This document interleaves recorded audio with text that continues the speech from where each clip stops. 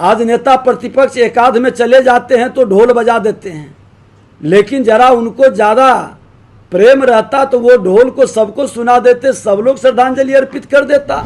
सरकार सजगता के साथ एयरपोर्ट से लेकर उसके घर तक श्रद्धांजलि अर्पित ही सिर्फ नहीं करता, परिवार के साथ खड़ा रहता है। बिहार के लाल शहीद राम बाबू का अपमान इसलिए हो गया कि तेजस्वी यादव ने विजय सिन्हा को फोन नहीं किया।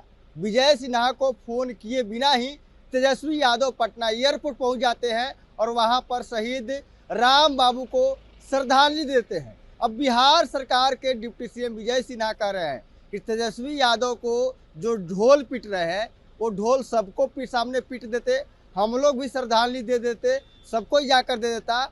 अब सवाल खड़ा होता है कि क्या तेजस्वी यादव को जो पता चला कि शहीद राम बाबू का जो पार्थिव शरीर है वो पटना पहुंच रहा है, और क्या सरकार के पास इतना तंत्र है, क्या सरकार के अधिकारी, क्या नेताओं और मंत्री और मुख्यमंत्री को इन्फॉर्म नहीं कर रहे हैं कि शहीद का पार्थिव शरीर आज पटना आएगा? श्रद्धांजलि देने के लिए कौन जा रहा है? क्या सरकार बिना हिसाब किताब, बिना रूपरेखा की चल रही है? ये बड़ा सवाल। और जब ये सवाल किया जाता है बिहार के डिप्टी सीएम विजय सिन्हा से, तो विजय सिन्हा बेतुका बयान देते हैं, कहते हैं तेजस्वी यादव को वो लोग डुगडुगी पीट रहे हैं, लेकिन ये नहीं कहते हैं कि जो श्रद्धांजलि देने गया और जो नहीं गया, इन दोनों में किसका गलती है उस पर बात नहीं कर रहे हैं। बेतुका बयान दे रहे हैं, कह रहे हैं कि तेजस्वी यादव को अगर पता था तो हमको फ़ोन करते और लोगों को बता देते, भाजपा के लोग हो या जेडीयू के लोग हो, वो लोग भी जाकर श्रद्धांजलि दे देते। अब सवाल खड़ा हो रहा है, क्या शहीद का अपमान जो सरकार की है इसके लिए दोषी कौन है? क्या डीएम, एसपी और मंत्री और तमाम जो सिस्टम है उस पर कार्रवाई होगी? ये तमाम सवाल है, लेकिन इस तमाम सवालों के बीच में बिहार सरकार के मंत्री बेतुका बयान दे रहे हैं। श्रवण कुमार ने भी बयान दिया कि प्रोटोकॉल होता है, मंत्री कोई जाता है शहीद को श्रद्धांजलि देने के लिए, हमें प्रोटोकॉल नहीं मिला था इसलिए हम लोग नहीं गए। तमाम तरह के अब सवाल खड़े हो रहे हैं कि आखिर इस सरकार का जो खुफिया तंत्र है, जो कम्युनिकेशन गैप है अधिकारी और नेताओं के बीच में, आखिर क्या इसका जो शिकार है बिहार हो रहा है, और बिहार में इस तरह की बातें हो रही है।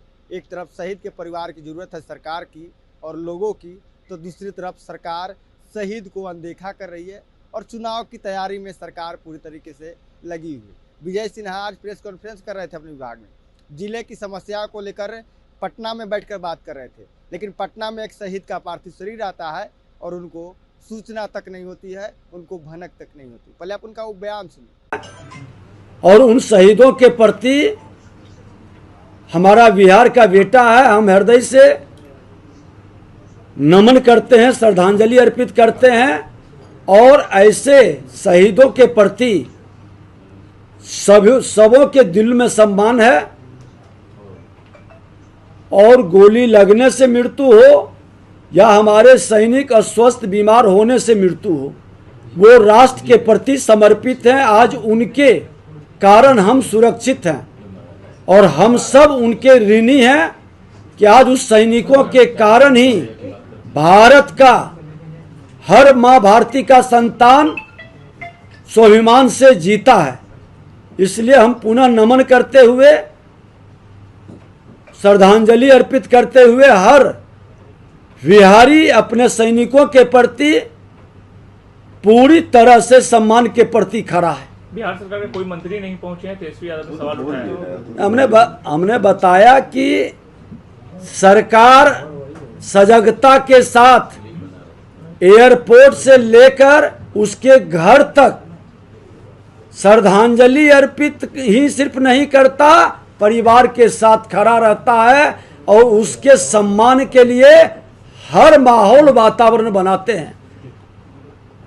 अब कभी कभी संजोग से उपलब्धता नहीं होने के कारण या सूचना के अभाव के कारण, लेकिन हम लोग तो आगे बढ़ के सजगता से खड़े रहते हैं और आगे भी इसको हम लोग ध्यान में रखेंगे। हम तो नेता प्रतिपक्ष थे तो एक भी वंचित नहीं होता था। आज नेता प्रतिपक्ष एकाध में चले जाते हैं तो ढोल बजा देते हैं, लेकिन जरा उनको ज़्यादा प्रेम रहता तो वो ढोल को सबको सुना देते, सब लोग श्रद्धांजलि अर्पित कर देता।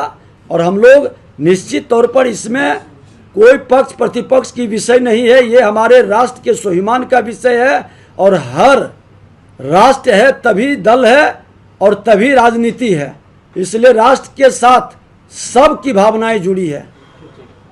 तो आपने वो बयान सुना विजय सिन्हा का, किस तरह से कह रहे हैं कि तेजस्वी यादव की गलती, डुगडुगी जो पीट रहे हैं वो पहले पीट देते, हम लोग सभी लोग जाकर श्रद्धांजलि देते शहीद को। अब सवाल खड़ा होता है कि क्या सरकार में बैठे और बिहार सरकार के डिप्टी सीएम विजय सिन्हा को सूचना नहीं मिल पा रही है, उनके पास इंफॉर्मेशन नहीं मिल पा रहा है कि यार बिहार का लाल शहीद हो गया है, आपको श्रद्धांजलि देने जाना है। क्या सरकार की तरफ से तय नहीं किया जा रहा है कि सरकार का तरफ से वहाँ पर श्रद्धांजलि देने कौन पनोरमा ग्रुप, जो सोचता है वो करता है, आपके अपने सपनों का आशियाना। ये लो मुंह मीठा करो, आज मैंने अपना जॉब छोड़ दिया, अब हम पूर्णिया वापस जाएंगे। जॉब छोड़ दिया है? मतलब ये घर कैसे चलेगा, हम करेंगे क्या और माँ बाबूजी क्या बोलेंगे? इसलिए मैं एक और मिठाई का डब्बा लाया, अपने बिजनेस के लिए लोन अप्रूव हो गया। अरे लोन अप्रूव हो गया वो तो ठीक है, लेकिन पूर्णिया में हम रहेंगे कहाँ? अपना घर भी तो नहीं है वहाँ। इसलिए तो एक और मिठाई का डब्बा अलग से लाया हूँ, हमने पूर्णिया में घर ले लिया है, पूर्णिया के ई होम्स पैनोरमा में। पूर्णिया में पैनोरमा ग्रुप लेकर आए हैं ई होम्स पैनोरमा, बड़ा घर, आलीशान जिंदगी और अत्याधुनिक सुविधाओं के संग। अरे अरे अब क्यों मुंह मीठा करवा रही हो? क्योंकि हम घर वापसी जो कर रहे हैं। घर वापसी की खुशी पूर्णिया में ई होम्स पैनोरमा के संग। E Homes Panorama, luxurious lifestyle redefined.